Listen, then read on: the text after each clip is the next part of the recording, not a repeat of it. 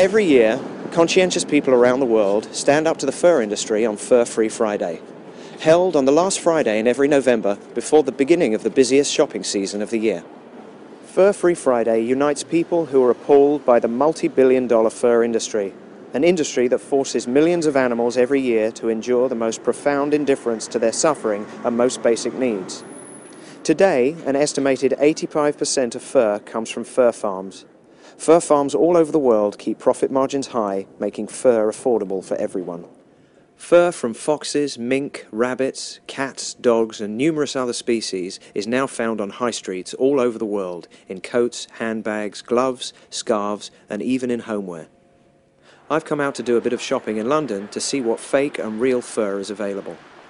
It isn't always clear to shoppers how fur is taken from an animal, and whilst we encourage all conscientious shoppers to make themselves aware of this, we thought it would be more positive if we show you how to tell the difference between real fur and fake fur so you can make the right decision when shopping, because ultimately, when the sales end, so will the suffering. Well, let's have a look and see what we've got. Nowadays, with synthetic furs becoming more and more like real furs, and with real fur often undergoing extensive dyeing and modifications, it's often hard to tell the difference between real and fake fur. If you can't be sure fur is fake, don't buy it. The first thing that we'll look at is the texture of fur. In fake fur, it tends to be dense and coarse all the way through, whereas real fur has different textures at the base and different textures at the top. This is the kind of fur trim that you'll get around hoods of coats in every high street. Another way to test is to roll the fur between your fingers.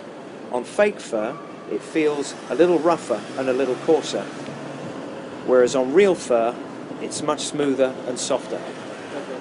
The next test is the pin test, and this is to see what the fur is attached to. On fake fur, it'll be attached to material, and the pin should just slide straight in. Whereas on real fur, it's still attached to the animal skin and is much harder to push the pin in. The last test is the fire test, and this is to see how a piece of fur burns. With synthetic fur, fake fur, it burns like plastic, and it smells like plastic. Whereas with real fur, well, that smells like burning hair, and that way you can tell the difference. If you're unsure if a store is selling real fur or not, you should ask the manager and follow this up with a letter. If you suspect that someone is selling fur when it isn't labelled, or is perhaps labelled as fake or faux fur, but you think it's real, then you can write to them using a template letter on our website.